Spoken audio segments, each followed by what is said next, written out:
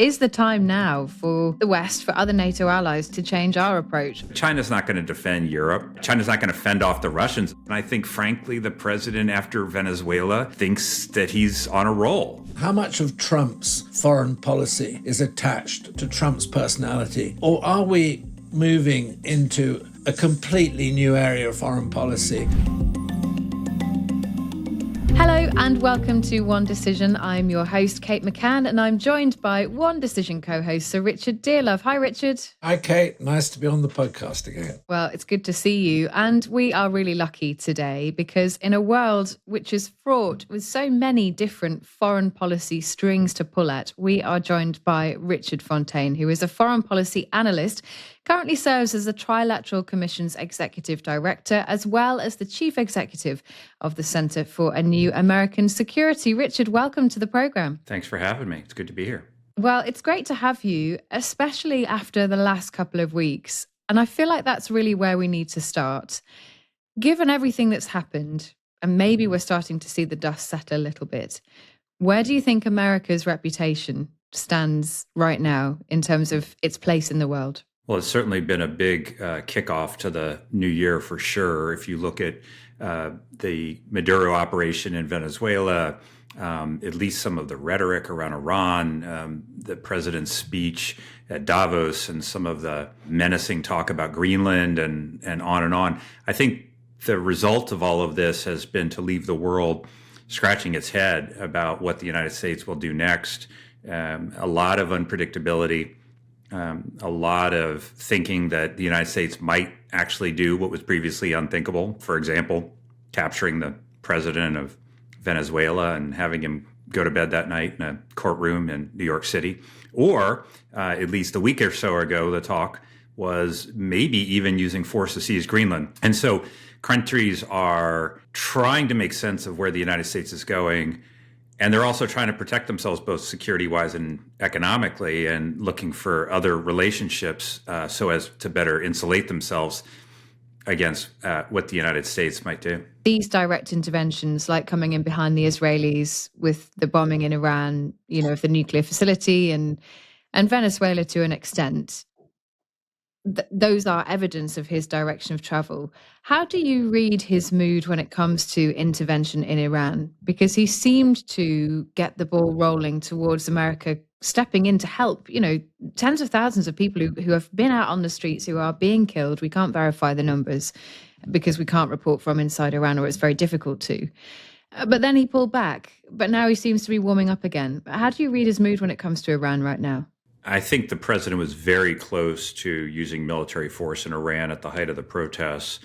From all of the reporting, it sounds like two things were in place that sort of waved him off at the last minute. The first is that the United States wasn't really postured the way it would choose to be. We didn't have an aircraft carrier strike group in the region. There was one in the Indo-Pacific, another in the Caribbean to deal with the Venezuela business. There were other things that we would like to have in place in order to defend against an Iranian counterattack on either American bases in places like UAE or against the Israelis. So that was one. And the other, and related to that, was communications both from Israel and from the Gulf Arab states saying, not yet, or now's not the time, or, hold your fire for now, in part, not entirely because of that lack of defense in place, but that was part of it. So the president essentially laid down a red line saying that if Iran killed the protesters, then they would be hit very hard where it hurts. They did kill a lot of the protesters, and they weren't hit very hard where it hurts.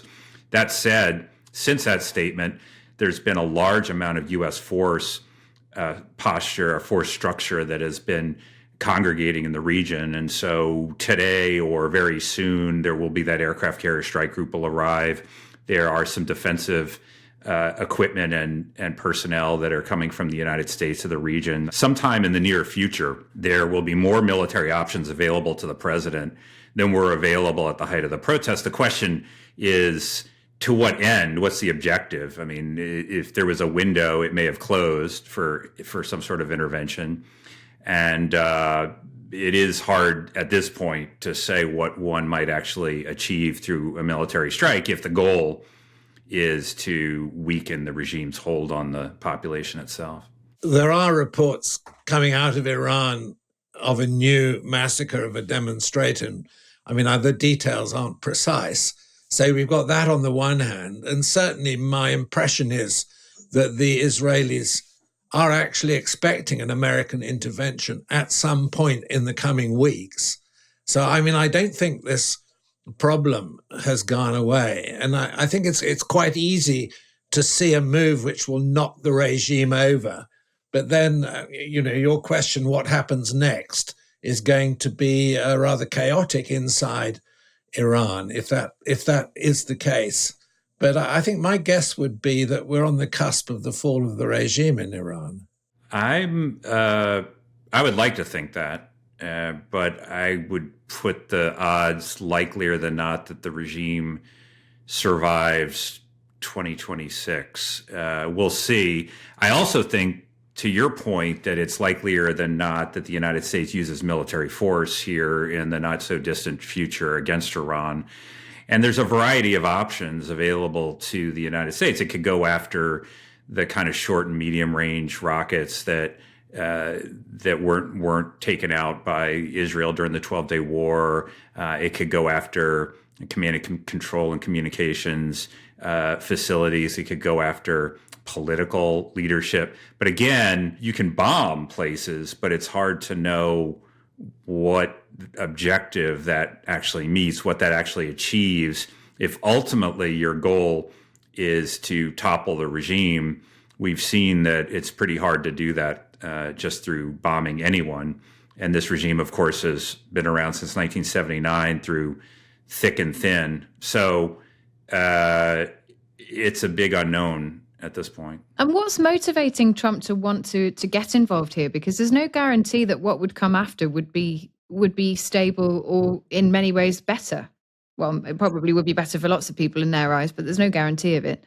Trying to enter the president's head on some of these things is more than difficult, to say the least. I mean, the Pentagon on Friday night put out its national defense strategy, and at the very beginning of it, it pledged no more interventionism and no more regime change. And I thought, well, what about Venezuela, and what about what at least the rhetoric has been on Iran? That seems not to square. But Venezuela was a police operation deliberately designed not to change the regime. Right, but certainly it was a military intervention. Right. So they've argued police, haven't they? They've argued police with military support, right? That's well, look, you can talk your way out of any of these things, but the reality is, none of these sort of stated rules and changes are very hard and fast. And I think, frankly, the president after Venezuela thinks that he's on a roll. And I mean, I'm old enough to have remembered I was working at the State Department after the U.S. invasion of Iraq. And if the U.S. invasion of Afghanistan had not gone so well, it's very unlikely that Iraq would have happened. People have a hard time remembering, but Iraq at the very beginning was very successful. It was 3 weeks to the toppling of Saddam Hussein and the fall of Baghdad. So what happened next? Well, the United States government immediately started threatening Syria and saying the same thing might happen to them, and the Iranians better watch out, and Gaddafi started wanting to talk. And of course, once the wars became quagmires, nobody talked about that anymore. But you're seeing some of this then here with the success of the taking out of the Iranian nuclear sites last year, and then the Maduro operation. Immediately, the president started threatening the president of Colombia, saying that the government in Cuba was going to fall, saying that Iranian protesters should seize their institutions and take them away from the regime. So there's a certain momentum that builds on itself politically when a leader feels like he's had a major success, especially done something that others would have thought is impossible. The problem is it doesn't mean that the next thing is going to be a success just because the last thing was. But I think that is what explains this appetite for, frankly, intervention in the Middle East and potential regime change by an administration that said it didn't want to do intervention in the Middle East and didn't want regime change. Don't we also have with Venezuela what I would say a new intervention model? I mean, I'm fascinated by the fact that you leave the government in place, you leave the administration in place, but at the same time, you're exercising massive external pressure, which has a military presence to back it up. I mean, you could argue in Iraq, which, of course, for me, because of my past career, has a sort of personal element. Some of us argued in Iraq that we should have left the Iraqi military in charge, plus the Ba'athist administration, and, as it were, allowed them to run the country for a period of time whilst we pressured them in the direction of a new change, rather than wiping away all of that, as it were, control mechanism. And I think if you look at Venezuela, it's quite, whether it's Trump's idea or somebody else's, it's quite a subtle policy, because you haven't got a chaotic country, but you've got a country now which is pretty much constrained to change political direction over time.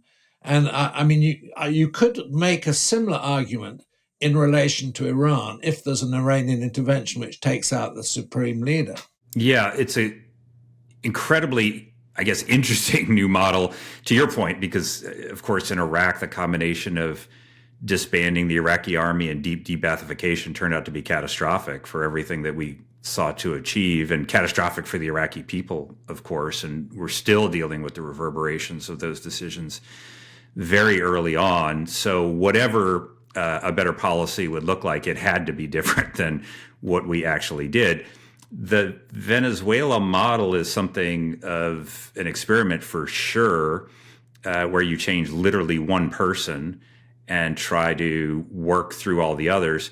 It turns on a couple of things. It turns on the ability to continue to coerce that government indefinitely. And so, I mean, among other things, the United States has a blockade on the Venezuelan coast, and it can only export oil with the permission of the United States. It also turns on, at least for the meantime, apparently keeping the opposition out of power. And there are a lot of Venezuelans who celebrated the fall of Maduro, not because they wanted to see Delcy Rodriguez in charge, but because they thought it would bring freedom. You know, is that a stable situation over the long run? We will see.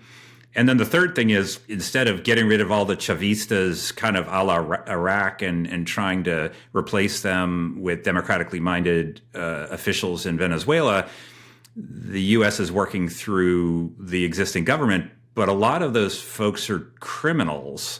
I mean, some of them are ideologically motivated, some are not, but it turns out criminals may be more malleable than those who are ideologically motivated. It seems much harder to do that kind of thing with Iran. I mean, if we were to say, well, we'll work with the Quds Force and the IRGC if the supreme leader's not there, I don't know. That's a much tougher sort of thing than to deal with drug traffickers who are looking to maintain their own survival and in power. I'm assuming you dump the IRGC and go with the rump of the Iranian military. But anyway, that's for the discussion. Watching Canada look to China, and this week the Prime Minister of the United Kingdom, Sir Keir Starmer, is also going to visit China to meet with Xi Jinping. How do you see that playing out? Is that a good move by those countries in your view? I don't think it is a good move. There's been a parade now of world leaders headed to China, many of whom hadn't been there in quite a while. And this really began with Prime Minister Modi last year of India, who went to China for the first time in 7 years and was, if not seeking any kind of alignment, seeking some sort of accommodation with China. And again, I think this was driven by the deterioration of U.S.-India ties. Now we've seen the same thing with Canada. We'll see the same things with the United Kingdom. I don't think it's likely to be productive for the leaders that are doing this ultimately over the long run, but I think it is understandable. And what's understandable about it is, for example, if the United States is closing off or threatening to close off access to its market, well, the United States is the number one economy in the world. Where would you go for alternatives? Well, China's the number two economy in the world. And so the hedging that countries are starting to engage in to diversify their ties beyond that with the United States, I think is unfortunate. I think it's probably unlikely to be very productive, but I do think it's very understandable. On the very day, that Carney's talking about going, Starmer's on the point of going, Xi Jinping has just sacked his most senior general in the People's Liberation Army. I think in the last 18 months, he's sacked another 13 senior generals. And of course, there's the issue of his defense minister disappearing. I mean, this suggests to me that all is not happy in China. We look to China and think it's solid, but I think Xi may be facing a power struggle with the People's Liberation Army. There's clearly something going on which isn't just about corruption. And, maybe, we look at China and think, well, it's an alternative to the States, but it isn't this great sort of solid autocracy with Xi in total control. Something is wrong. Do you agree with that observation? So Xi Jinping has sacked General Zhang, who was the top general in China. The public explanation given for this, among other things, was accusing him of giving nuclear secrets to the United States, which I find, frankly, very hard to believe. But there's been a variety of reasons given for the sacking of multiple senior military personnel over the past year plus, including the senior officials in the PLA rocket forces and so forth. So if you looked at a chart today of the senior military command about a year and a half ago, there would be X's across almost every one of the faces except really about one right now. So this has been a wide-scale purge. It's very hard to understand from the outside what exactly is driving this. There's all kinds of rumors about what has ultimately driven this.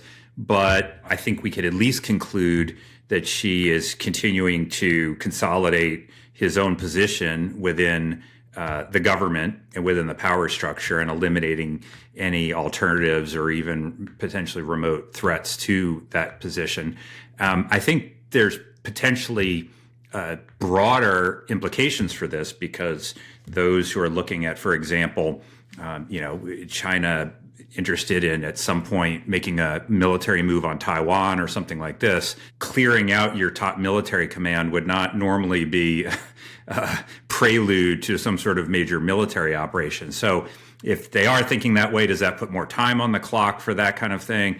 Again, very hard to say from the outside exactly what's happening and why, but certainly this is just a titanic shift in the senior security personnel around Xi Jinping, and he's the one who, of course, remains on top. Should countries like Canada and the UK, I mean, obviously, as you say, it's hard to know exactly what the motivations are, but it makes him a more dangerous man. Well, Xi Jinping is the most powerful Chinese leader since Mao Zedong, clearly, and of course has a bit of the cult of personality grown up around him to go with it, the penchant for purging those who are seen as insufficiently loyal to the president, and the move from collective rule after Mao Zedong back to really one-person rule, which was characteristic of Mao.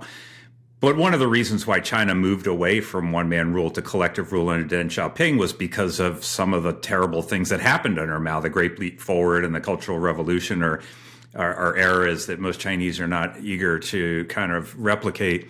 Xi Jinping is the unmatched, unrivaled power center in China.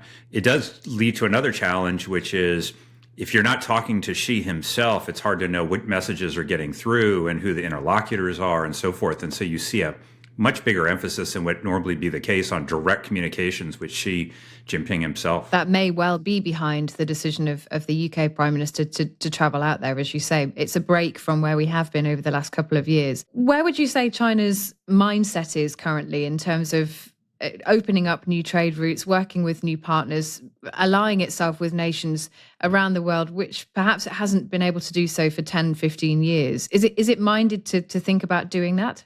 China's got a major interest in doing this for really two big reasons. One, of course, it has a demographic challenge that is making headlines all over the world. There were fewer births in 2025 in China than there were in the last couple of hundred years in China. I mean, it's an astonishing decline in population, and there's been a corresponding reduction in economic growth over the years in China. I mean, long gone are the days of double-digit economic growth in China, and countries around the world are less open to receiving just a flood of Chinese exports. And so this gives the Chinese a strong incentive to look for destination markets, especially when the United States is putting such high tariffs on their own and stuff like that. But there's another reason, too, which is this is an opportunity of sorts for China. I mean, it's not every day that the United States sort of simultaneously worries or alienates most of its allies and trade partners,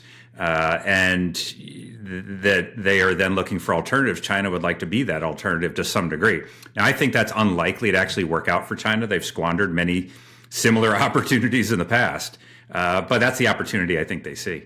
And Sir Richard, I know you have some security concerns. I mean, your background obviously makes you very aware of the ways in which countries can exploit trade. But China particularly, when it comes to, I mean, the UK's reaching for green power, wind turbines, solar panels, electric cars. There is a huge sort of integration of China now within the economy in the UK and in other nations too.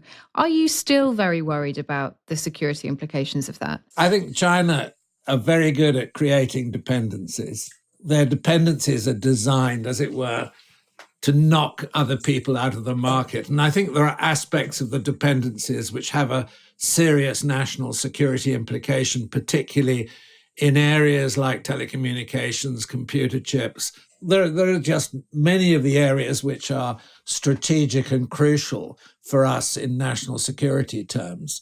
So, yes, I am worried about that. But I think the existential question that ultimately we're talking about is how to live with China when our economies are actually intertwined and inseparable, but at the same time, how to deal with them when they are a significant threat to our national security system. And, it's been stated publicly in the UK by the head of MI5, China is the big threat in the medium to long term, maybe not, tomorrow. I think this is an issue which the question is posed to all of us.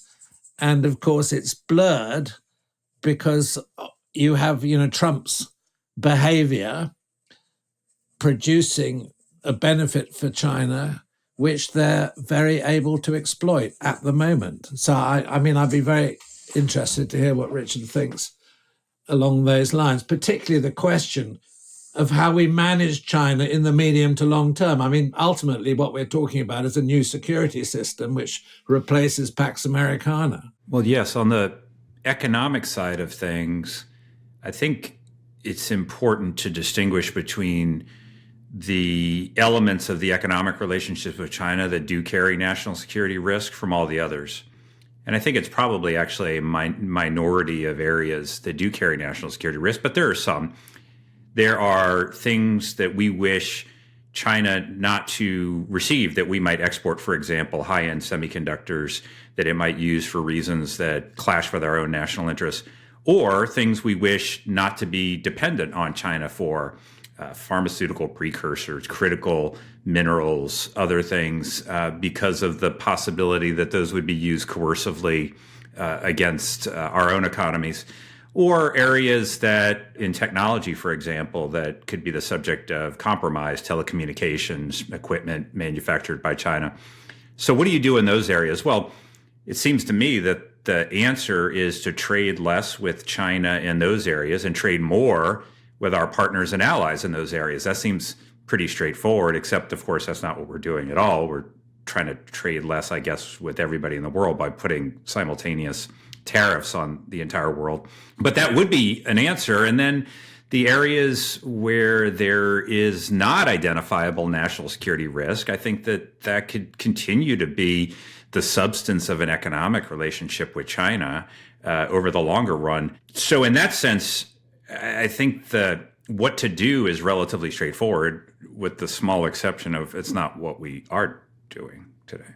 I want to just come back to how Donald Trump might interpret some of the new relationships with China. But I know that you also have an interest in AI, and it's an area that you are very involved in.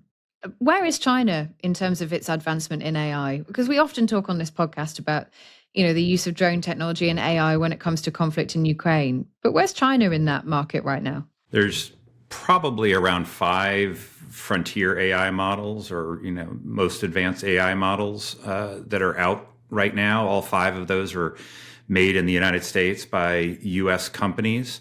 But right behind is China and DeepSeek in particular, which had some innovations beyond the use of semiconductors, some algorithmic innovations and engineering innovations that really has allowed it to advance. So China is, moving fast, not quite as fast as the American companies and the American producers, but it's moving fast. The other thing that China is doing more effectively, I think, probably than any American competitor is on the open source side.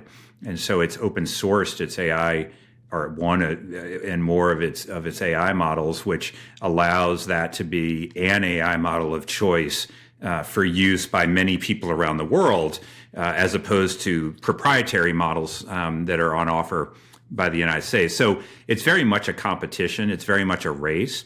And if you look at AI and the ability not only to transform our economies, but also to augment state power, military power, political power, influence, things like that, the stakes of this are quite high. And I think the Chinese understand this as much as the Americans do. Let's bring it back to how these relationships, these new relationships, are going to be seen by Donald Trump. We've seen his reaction to Canada, to Mark Carney. We've seen what levers he reaches for when he is displeased.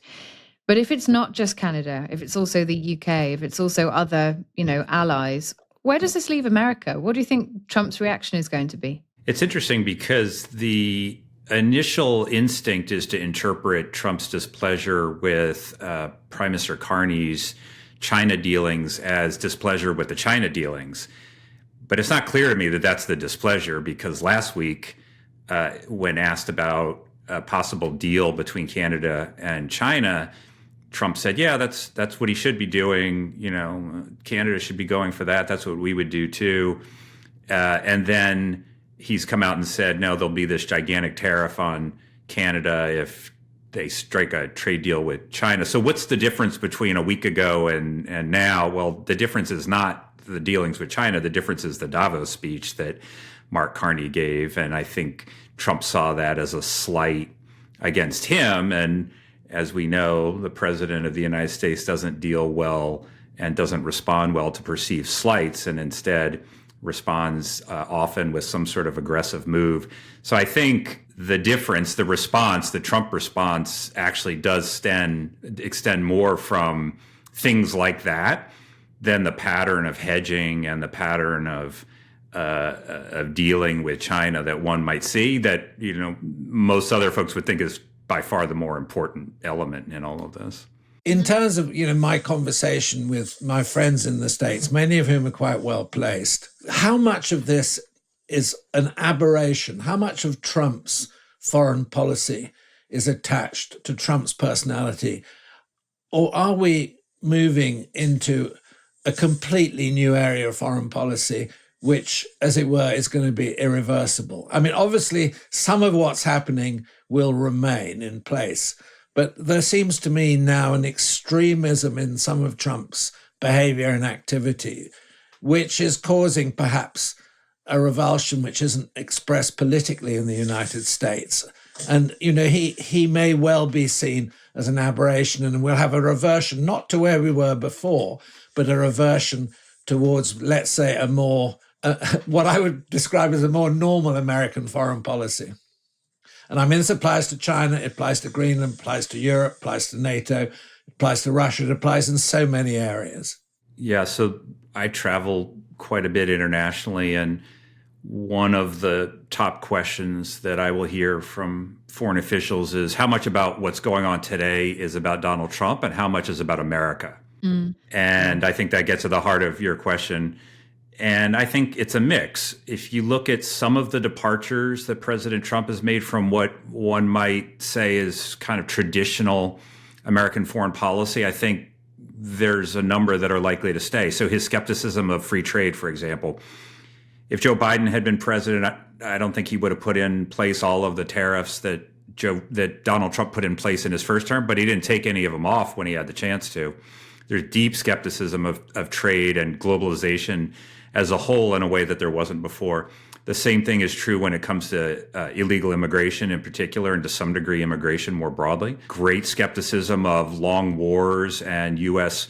intervention other than very sharp, brief military intervention. So no one is looking to do another Iraq or Afghanistan. And that's not just about Donald Trump. It's about, really America right now. And then there's other things that are just extremely idiosyncratic that if Donald Trump wasn't president, I don't think you would see the next president have this complete obsession with winning the Nobel Peace Prize, for example, in a way that really animates his approach to, foreign policy. Or probably the fixation on Greenland and this attempt to try to distinguish between something that one owns, like a piece of real estate that you would defend, and something that you would lease, which you wouldn't, which I've referred to as the no one washes a rental car theory of international relations. But I mean, that's a Trump thing, I think. And so I think it is a mix of these kind of specific idiosyncratic impulses and these kind of broader trends that aren't going to go away even if you have a different president. I mean, often the question that people are really asking when they talk about the longevity of these policies is, do we need to change our approach, or can we just sit tight and ride this out? I mean, is the time now for the West, for other NATO allies, to seriously have a think about their direction of travel? The problem that's especially Europe and the UK have, and Canada, is it's like anything else in life. If you don't like something, what is the available alternative? And China's not really an alternative to the United States. I mean, maybe on the margin, it's something of an economic alternative in trade partner and maybe some capital ways, but China's not going to defend Europe. China's not going to fend off the Russians. It's on the wrong side of the Ukraine war. China doesn't share values, political values. I mean, for all the distance right now between the United States and Europe and the UK on some of the political values issues, that distance is minuscule compared to the distance between all of us and China. Then there's talk about, well, the medium powers kind of gang up together more effectively. Theoretically, sure, but it's hard to know exactly what that means. I mean, Europe has not been able to defend itself since 1945 without American assistance. It won't be able to defend itself, at least for a significant number of years, without the United States. So, yes, in theory and on the margin, I think countries are all rethinking their relationships and looking for alternatives. It's just that there's not a lot of alternatives to be had. Richard, we have to draw this to a close. It's been fascinating speaking to you. I mean, the podcast is called One Decision. So I suppose the question is, what is the one decision that you are either expecting or waiting for in the next couple of weeks that you think is going to be the big one? I think it's Iran. I think it's whether to use military force against Iran. We're postured, or will be postured militarily very soon to do it. All of the questions remain that we were just talking about if we do it, what that will accomplish. And if we don't do it, will this amount to Trump's version of Obama's Syria red line that was crossed and nothing was done about it? So I think that's the big decision here. But one thing we know from 2026 already is that there will be something else waiting in the wings for major decision two if we just sit tight and wait a little time. Yeah, we're not even through January yet, and that is no truer statement has been spoken. Richard Fontaine, absolutely great to speak to you. Thanks so much for sharing your expertise with our listeners. It's been really fascinating stuff. Richard, thank you very much. Thank you for having me. And thank you all for listening. For more conversations with leading decision makers and thinkers, check out onedecision.com and our YouTube page, where you'll find plenty more like this, conversations and explainers too. I'm Kate McCann. Thank you for listening.